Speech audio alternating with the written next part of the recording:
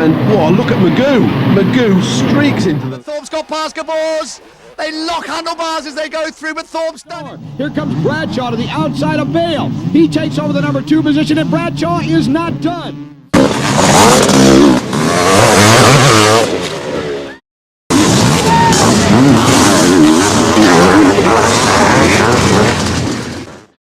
Welcome back, Motocross History Team. Today I want to talk about one of the greatest riders to ever throw a leg over a motocross bike, and that would be Jean-Michel Bayle.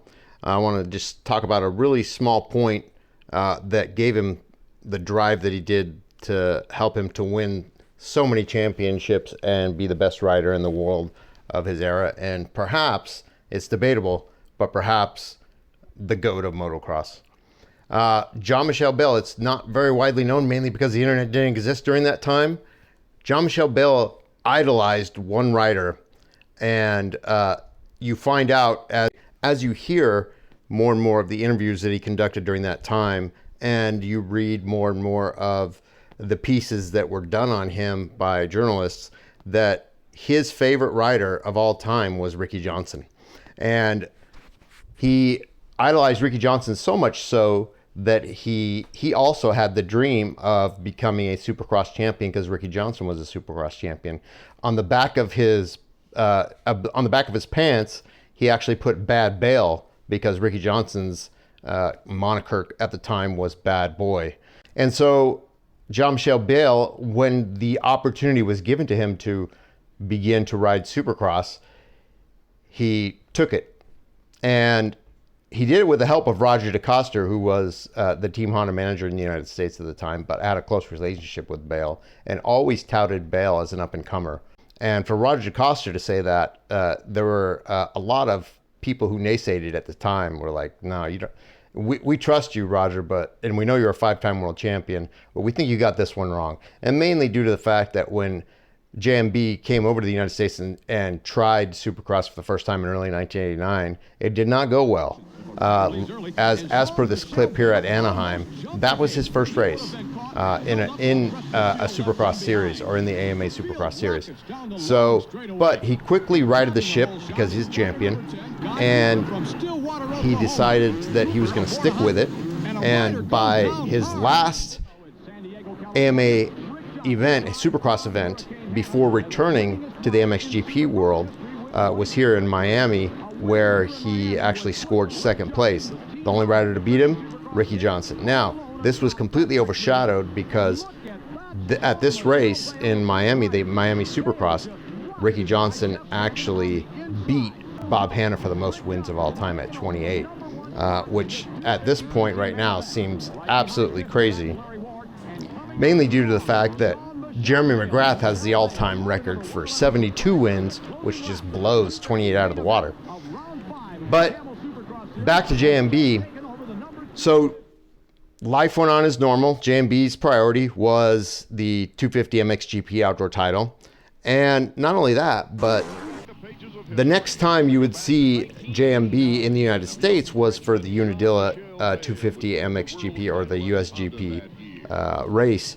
And this was also a very important event for Ricky Johnson, because it was actually his first event back into professional level racing. Everybody had an eye on the Unadilla 250 USGP, and Ricky Johnson did not disappoint and ended up winning the 250 USGP, going 1-1. I don't think anybody ever got to, going back, got to see the event unless you were there live, other than clips of it or a quick review like I showed here on Moto World. So you go into the 1990 season, or we have that, just like we do in every year, we have that little off-season or pre-season time frame after Motocross the Nations and before the 250 or the 1990 Supercross season starts. And so there's a number of races like Bercy, like Geneva, like the UK, and there's also the Tokyo Supercross.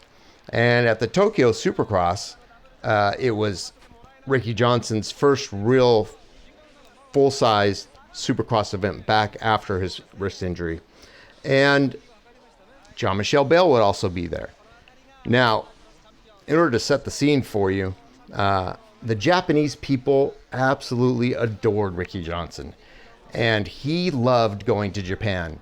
You'll never hear him when he does any of his interviews, and if that topic ever comes up, you'll never hear him say anything negative about that preseason race or time frame from 86 all the way through when he retired in 1990. He loved going to that event, and he was beloved by the Japanese motocross fans, mainly due to his Showtime style, the fact that he won handily, and that he was riding a Honda, which is their favorite bike.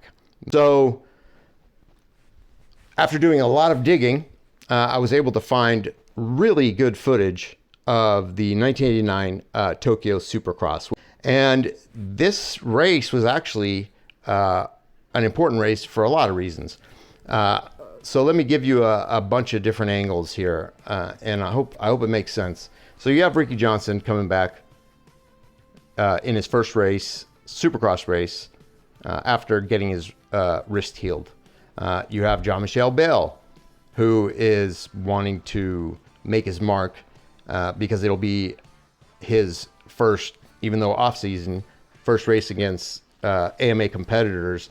And he had already made the plan to stay in the United States for the long haul and was going to race the entire 1990 Supercross season. You also had a huge rookie class that was going to be participating in this race. So out of this rookie class going into 1990, you had people like Damon Bradshaw, Mike Kudrowski, Jeff Matasevich, Mike LaRocco, and JMB being one of those guys. Larry Ward also being one of those guys. Another reason being the fact that Jeff Stanton, who was, I'm not saying he was a nobody in 1988, but he was nowhere near thought of the type of rider that he ended up being in 1989 when he moved to Team Honda, in the sense that he smoked everybody in the 250 Supercross after Rick Johnson went down. He smoked everybody in the 250 outdoor motocross season, I think winning 4 of the 6 events. And he narrowly missed winning the 500 outdoor title to Jeff Ward, who so you had him trying to live up to that reputation and not wanting anybody to think that 1990 was a fluke. And he did a great job at that as well. Now, putting reality on the table and accepting reality in reality's terms, it was still an off-season or preseason race. The riders that were there were invited to come there and were paid a ton of money by 1989's terms just for us to show up at the starting gate.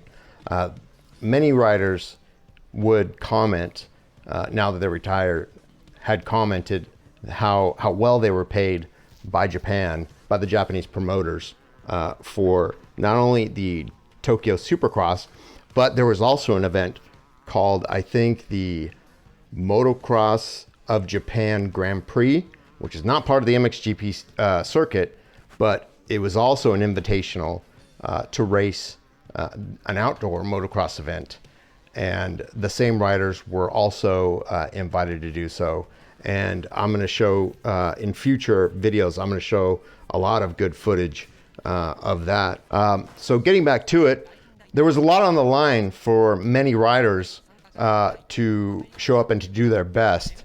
And we have really rare footage of the 1989 Tokyo Supercross. And it is, for all intents and purposes, it ended up being a great race. So the Supercross occurred November 19th, 1989. And the thing that I really like about this Supercross and how it was filmed was that, number one, even though they're on the riders are with their new factories, whichever one they were contracted for 1990, they were still wearing their 1989 numbers. So as you can see back there, you see Larry Ward, even though he was contracted that year with Suzuki he had left Honda from 1989, he was still wearing 971.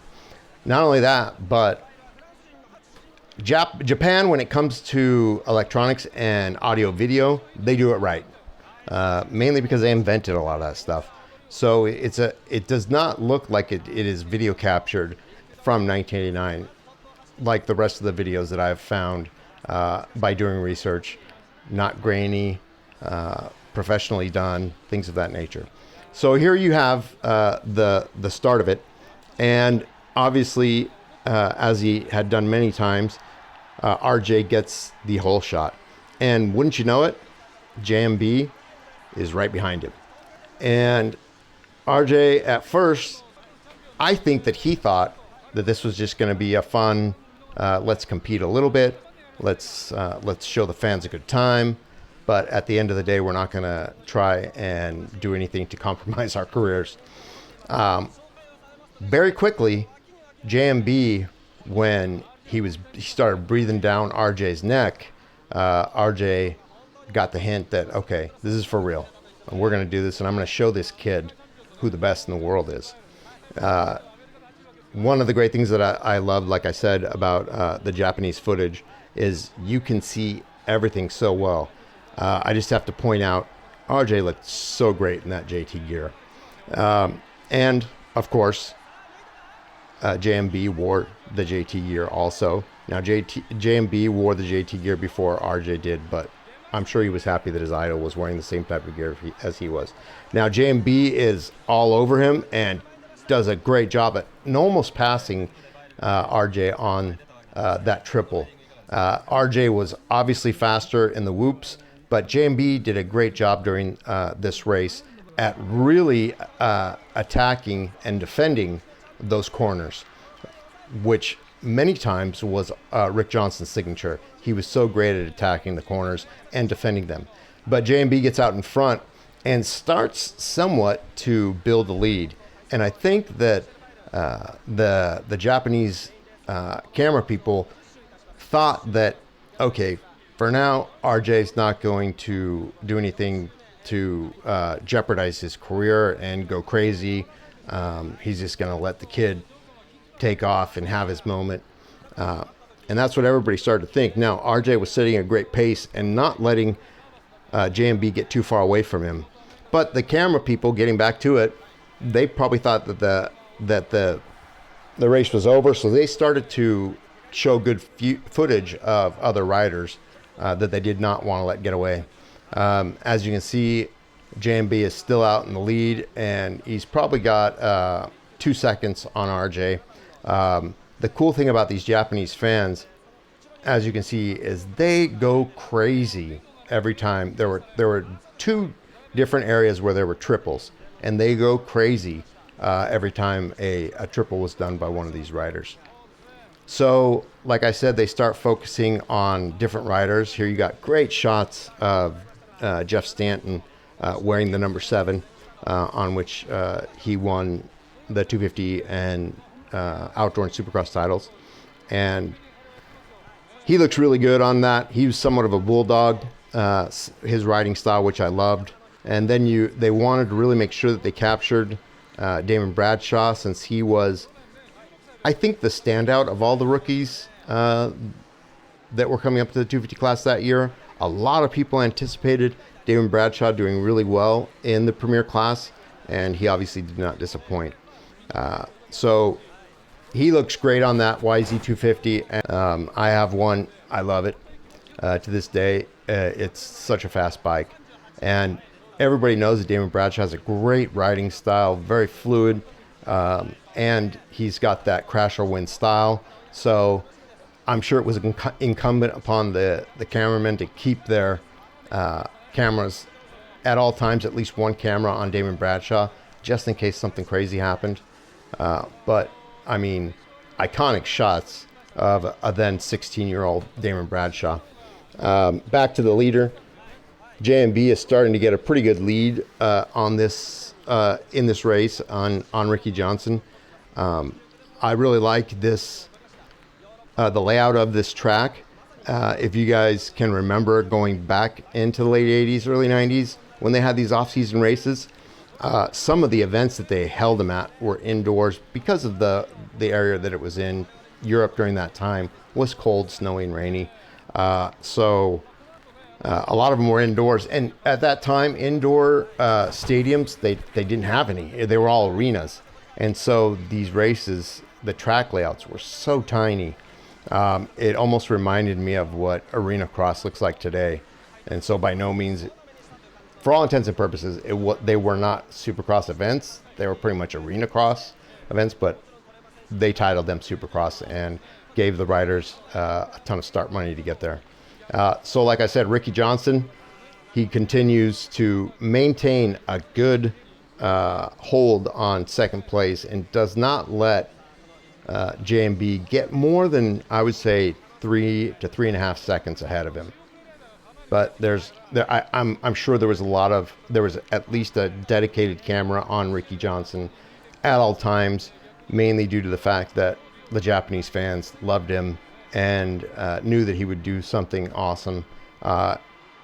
Ricky Johnson was known, especially in Japan, even if he didn't win a race, for being a showboater, and the Japanese fans would go wild every time he threw up a hand or a thumb or anything. Even going over a triple like that, they would go crazy over it. So Ricky Johnson continues to remain in second place. JMB, he still has him in eye shot, although a little distant. The Japanese cameraman did not want to let the Americans or the foreigners take all the focus, and every once in a while they would flash a shot out to one of the Japanese riders, even though the Japanese riders everybody knew were nowhere near the level of the bike that they produced. So you still have JMB out there in the lead on this wonderful track with nearly 100,000 fans at nighttime, and he continues to hold on to it. And out of nowhere, we're going to see, at a certain point, we're going to see something interesting occur. Damon Bradshaw, 45, making good things happen. Now, you saw there, Jeff Ward was in 5th place, and Damon Bradshaw was in 4th place. And just with a decision to make the triple jump when Damon Bradshaw made it a double, Jeff Ward gets ahead of him. I think Damon Bradshaw just kind of had it in cruise control, wasn't expecting to be competitive. But Jeff Ward changed that in a heartbeat and said, hey, kid, we're going to make this competitive. And that kind of started a three-way battle between him, Jeff Stanton, and Damon Bradshaw. And Damon Bradshaw started to turn the heat on. And it actually ended up being pretty good, this three-way race for third. And look at that. Jeff Ward just says, hey, Stanton, you're also asleep at the wheel. I'm just going to do this triple on you while you do the double. And he smoked past him. It was awesome. Now here, something happens. JMB took his eyes off the prize and ended up going down. And did it for long enough. Rick Johnson wasn't very far behind him anyway. And I think that's why RJ decided to keep him within arm's reach. Because only the guy on the ground is going to know. But he was outrunning his headlights. And he knew at some point the kid was going to make a mistake, and he did. And then he made another mistake. And for whatever reason, I think maybe he took that corner a little too wide, couldn't do the triple or even the double, and RJ gets out ahead.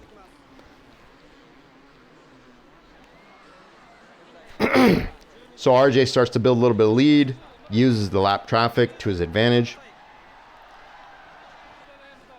But at this entire time, JMB, knowing that RJ's kind of saying to him without saying anything, hey, this is a competition, JMB starts to really turn it up. And once again, he is so good in those corners. JMB is. Neither one of them had enough momentum to do that triple. Like I said, RJ's really good in the whoops, but JMB's going to try to use those corners to his advantage and really knock Rick Johnson out of using it as one of his weapons. And as you can see, JMB stays as close to those corners as possible. RJ continues to maintain the advantage over that small double. But as you can see, JMB does this slingshot move where he uses that to his advantage, especially to get him into the next corner with more momentum than RJ would have. So here you go, right there. That's where JMB starts to get in on those inside corners, and he'll do it once or twice again. This whole time he's studying Rick Johnson's moves. JMB got a little bit out of line again, outran his headlights, and got some runners attached to him because he had to slow down, giving RJ the opportunity to lengthen first place between first and second. Now, this actually forced JMB to have to set back there, second place, study the lines that RJ was using, really kind of see how RJ was making the best use of the track, and start to duplicate it. Also, it gave JMB the opportunity to relax and to see where RJ's weaknesses were on the track.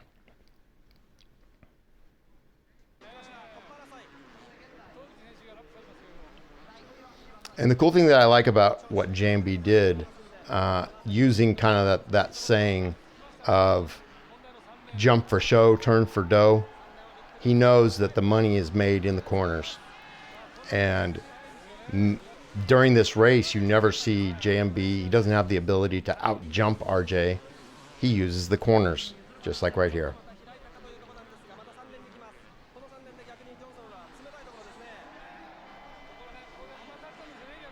And there you go. He ends up using the corner to take back first place and to overtake and to beat who he considered his idol for multiple years, probably for about 4 or 5 years at that time. And he's able to run and stick with first place and concentrate to the point where he says, okay, now I know how I screwed up, and I'm going to make sure that I get the checkered flag first. And that's what he did. So I hope you guys enjoyed this rare footage of the Japanese Supercross. I hope I didn't screw it up for you by doing some color commentary. Let me know what you guys think. Let me know if you guys have seen this before and what feelings this brought back to you watching the '89 season.